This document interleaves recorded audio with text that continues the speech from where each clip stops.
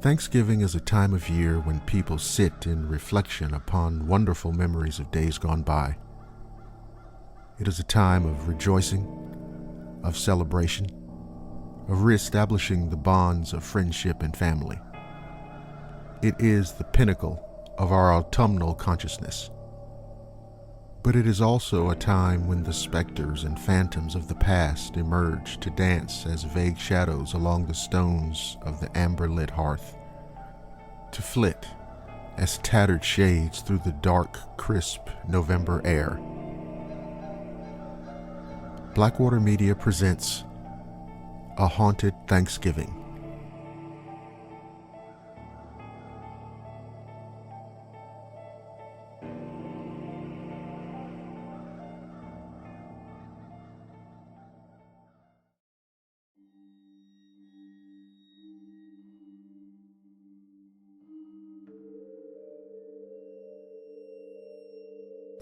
I was 19 and home on leave from the military.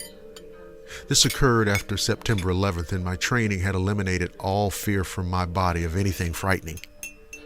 I was a rock until I went to stay at my best friend's house for Thanksgiving. Her mom was a single mother on assistance, and they put her up in an old farmhouse in an orchard. She had two younger brothers and a younger sister. We stayed up late talking, and then she told me I had to sleep in the servant quarters off the kitchen.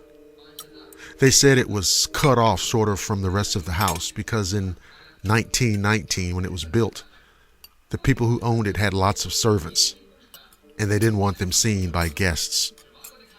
They exchanged a knowing glance, and I went up the winding back steps to the servants' bedroom. There was an old clock hanging on the wall in the hallway, and I could hear it ticking. I was kind of uncomfortable and had vertigo upon entering, but paid it not much thought and dropped off to sleep. I was awoken by a terribly sad crying and wailing. I went to sit up and something dropped onto my back. I was on my stomach. It was very heavy, and I immediately tried to get up, but it laid its full weight on me. It wailed and cried in my ear.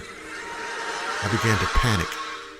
But just when I pushed up with all of my might, it let go. I sat up swinging my feet down and went for my handgun in my bag. I carried a 9mm Glock. As I bent down over my bag, I saw something crouched in the dark corner. I stood up to get a better look, and its face turned to me. It was a small boy in a black suit. He had a white, tear-stained face. He said, "Please don't let him kill her." And he looked behind me. I whipped around and was faced with a woman in a bridal gown. She lifted her veil to reveal a rotted skeletal face. I reached down for my gun and, pulling it out, ran straight toward her, and not stopping, went straight through her and down the servant steps. I ran to my friend's mom's room, and she was not asleep. Her and my friend had all the lights on and were sitting on the bed smoking cigarettes. Her mom looked right at me and said, "Did you see the bride or the boy?" And I answered in a soft whisper, "Both." I sat down with them, and they told me about seeing them and guests they had over, left, and never stayed long in there. I was angry at first. I'd never seen or experienced anything so terrifying in my life, and I'd seen some pretty horrible things in the military. Anyway, I went back to the sand pit a few weeks later, and upon coming home a good 4 years later, I visited my friend in their new house. They had stayed only another month after my visit. We went back to the house, and it was empty, and it had a for sale sign in front. Anyway, that was many, many years ago. But every now and then I check out the house. It no longer has a sign. It's condemned.